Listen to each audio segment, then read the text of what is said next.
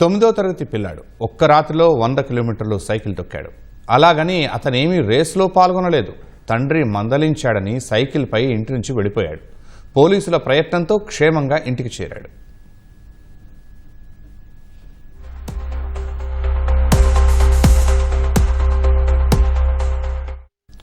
కడప జిల్లా ప్రొద్దుటూరుకు చెందిన ఓ వ్యక్తికి 2 కుమారులు.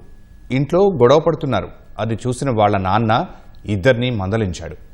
ఆయన మాటలతో 9వ తరగతి చదివే అబ్బాయి నొచ్చుకున్నాడు. స్కూల్కి వెళ్లి సాయంత్రం ఇంటికి తిరిగి రాలేదు. అక్కడి నుంచి సైకిల్పై నంద్యాలకు, అటునుంచి రైల్లో రాయచూరుకు వెళ్లిపోయాడు. కుమారుడు ఎంతకి రాకపోవడంతో తల్లిదండ్రులు పోలీసులకు ఫిర్యాదు చేశారు.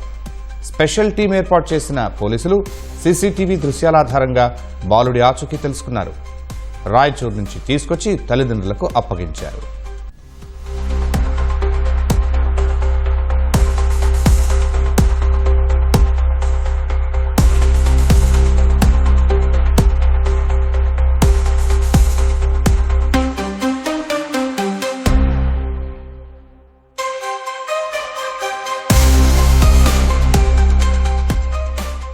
ప్రొద్దుటూరు నుంచి రాయచూరుకు వెళ్లేటప్పుడు బాలుడు సాహసం చేసినట్లు గుర్తించారు.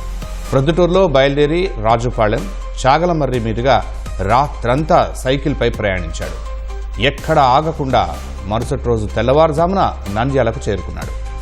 అక్కడ సైకిల్ అమ్మడానికి ప్రయత్నించాడు. ఎందుకు అమ్ముతున్నావని దుకాణ యజమాని అడగడంతో నంద్యాల రైల్వే స్టేషన్ సమీపంలో సైకిల్ వదిలేశాడు. అక్కడి నుంచి రైల్లో కర్ణాటకలోని రాయచూరుకు వెళ్లాడు.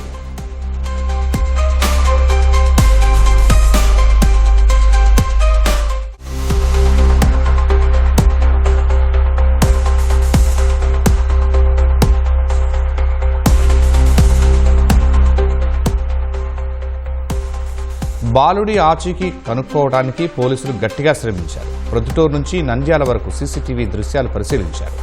ఆ తర్వాత నంద్యాలలో రైలెక్కే విజువల్స్ సేకరించారు. రాయచూరులో బంధువులు ఉన్నట్లు తెలిసి అక్కడికి వెళ్లారు. అలా బాలుడిని ట్రేస్ చేశారు.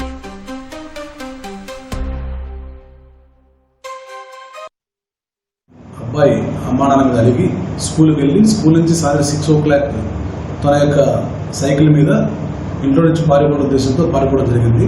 ఆ అబ్బాయి రాజుపాలెం, చాగలమర్రి మీదుగా నంద్యాల వెళ్ళడం జరిగింది. అతను ట్రైన్లో ఎక్కి రాయచూరు పోవడం జరిగింది. అబ్బాయి ఇంటికాడ తక్కువగానే వాళ్ళ నాన్న రాత్రి మాకు ఫిర్యాదు జరిగింది.